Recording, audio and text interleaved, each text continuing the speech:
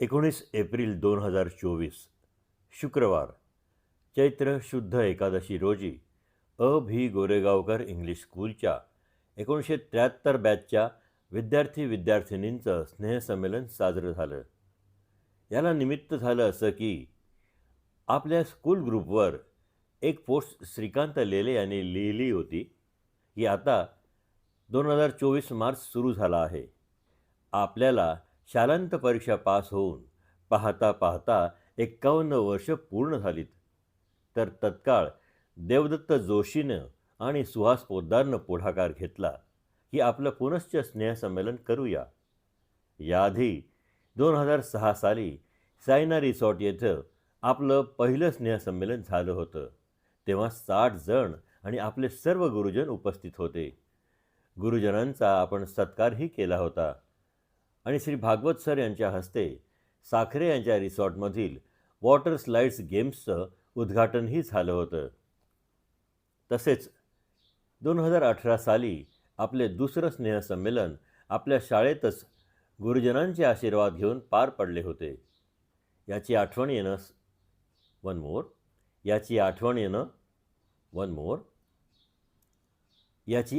येणे स्वाभाविकच आहे.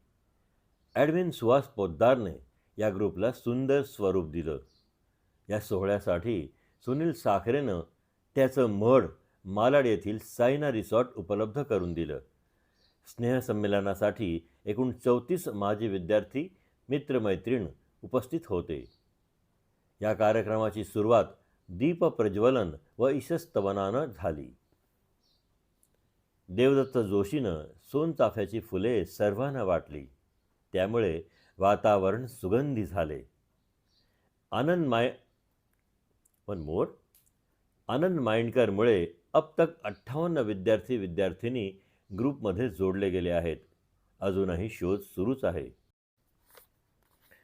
आपल्या सर्वांचे लाडके आदरणीय मुख्याध्यापक गो प्रभू सर आणि इतर मान्यवर गुरुजनांचे तसंच 1973च्या बॅचच्या देवाज्ञा झालेल्या मित्रमैत्रिणींचे स्मरण करून सर्वांनी 2 मिनिटं उभं राहून श्रद्धांजली अर्पण केली.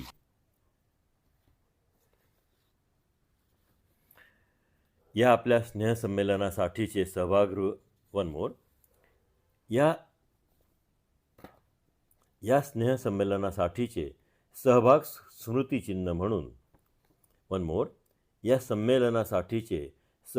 स्मृतिचिन्ह म्हणून प्रत्येक विद्यार्थी विद्यार्थिनीला अभि गोरेगावकर इंग्लिश स्कूलच्या नावाच्या उन्हाळ्यात उपयुक्त अशा पांढऱ्या टोप्यांचे सुनील साखरेनं वाटप केलं. त्याला खूप खूप धन्यवाद. अशोक महाजननं स्वलिखित 3 पुस्तकांचा संच सर्वांना भेट म्हणून दिला. त्यालाही खूप खूप धन्यवाद.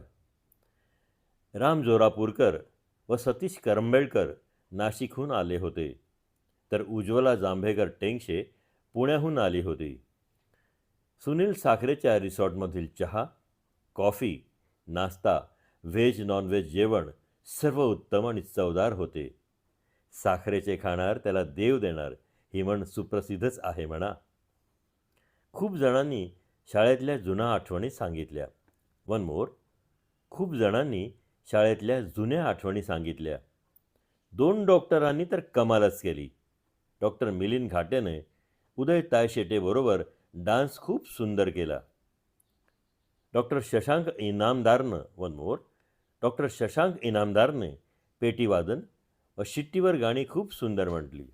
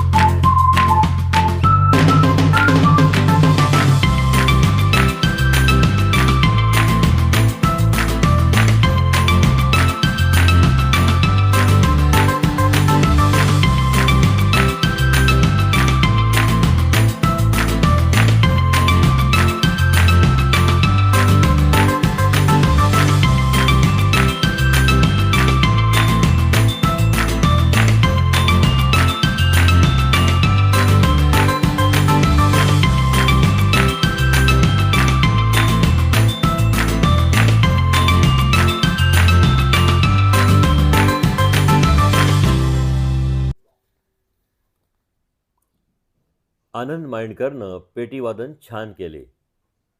देवदत्त जोशीनं तबलावादन व स्वरचित कविता वाचन केले.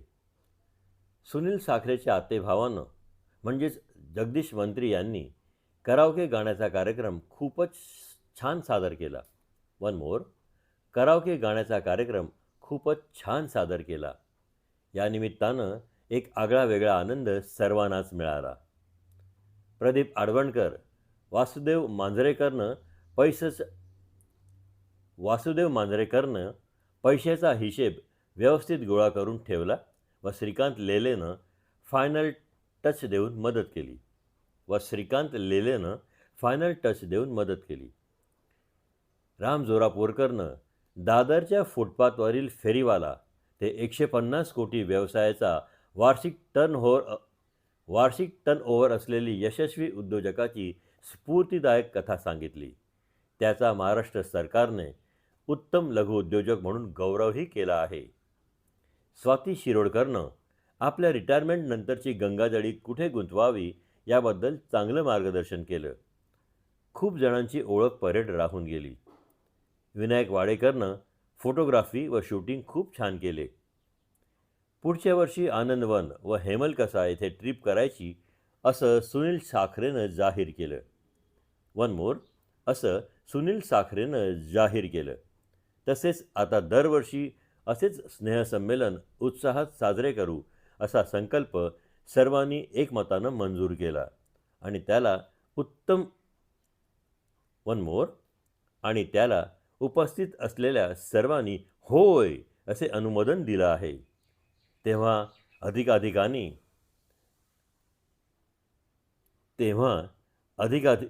तेव्हा सर्वांनी त्या ट्रिपला तेव्हा सर्वांनी याला चांगला प्रतिसाद द्यावा ही विनंती. सुनील साखरेनं त्याच्या सायना रिसॉर्ट मड येथे मस्तच अरेंजमेंट केली होती. त्याबद्दल त्याचे खूप खूप आणि मनापासून आभार.